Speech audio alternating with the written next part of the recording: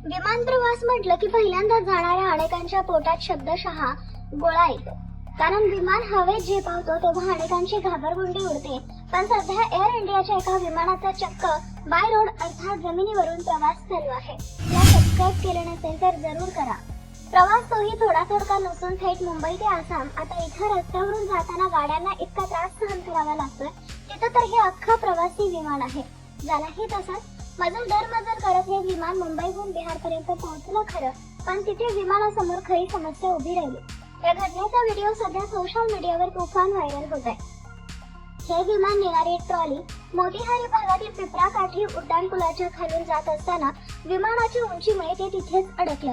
त्यामुळे रस्त्याच्या दोन्ही बाजूला ट्रॅफिकचा खोळंबा झाला, तर आकाशातलं विमान चक्क जमिनीवर अवतरल्यामुळे बघण्याची मोठी गर्दी जमली. त्यामुळे वाहतूक आणखीनच खोळंबली.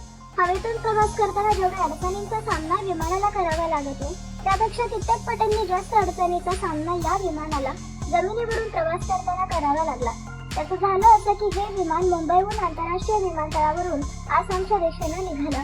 हवेत उड्डाण घेऊन नव्हे तर जमिनीवरून. धमकदारात साजेलं हे विमान मुंबईच्या आंतरराष्ट्रीय विमानतळावरून एका अजस्त्र ट्रॉली क्रेनच्या साह्याने आसामला नेलं जात होतं. शुक्रवारी सकाळी ते बिहारच्या मोतीहारी भागात पोहोचले आणि तिथे विमानाला रस्त्यावर प्रवास करणाऱ्या वाहनांच्या समस्यांचा साक्षात्कार झाला.